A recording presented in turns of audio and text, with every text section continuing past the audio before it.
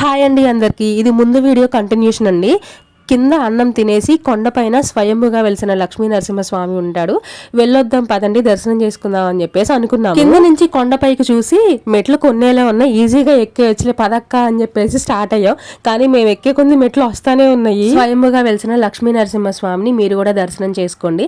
క్షేత్రపాలకుడు ఆంజనేయ స్వామి ఎదురుగా పుట్ట కూడా ఉందండి. అక్కడ కూడా దండం పెట్టేసుకుని కొంతసేపు కూర్చున్నాం. కొండపైన బాగుంది కదా అని చెప్పేసి ఆ తర్వాత కిందకు వచ్చి లక్ష్మీ నరసింహస్వామిని దర్శనం చేసుకుని మళ్ళీ స్టార్ట్ అయ్యాము. ఇక్కడ పరిటాల్లో ఆంజనేయ స్వామి టెంపుల్ ఉంటది. పోయినసారి మనం తిరుపతి వెళ్ళినప్పుడు ఆంజనేయ స్వామి చాలా మిస్ అవుతున్నాను, వెళ్లే దారిలో ఉంటది గుడి అని చెప్పాను కదా. ఇక్కడ ఆంజనేయ స్వామిని చూసిన తర్వాత నాకు అదే గుర్తొచ్చింది. తిరుపతిలో నేను దర్శనం చేసుకోలేకపోయాను, ఇక్కడన్నా దర్శనం అయింది అని చెప్పేసి చాలా హ్యాపీగా ఫీల్ అయ్యాను. విజయవాడ వచ్చేసి అమ్మవారి దర్శనం కూడా చేసుకున్నామండి. ఎంత హ్యాపీగా ఉండిందో. ఈ ట్రిప్ అంతా కూడా చాలా సరదాగా అయిపోయింది. ఈ ట్రిప్ లో భయం, భక్తి, సరదా అన్ని ఉన్నాయి. నేనైతే చాలా బాగా ఎంజాయ్ చేశాను. మా ఆయన మీద సెటైర్లు వేస్తూ. వీడియో నచ్చితే సబ్స్క్రైబ్.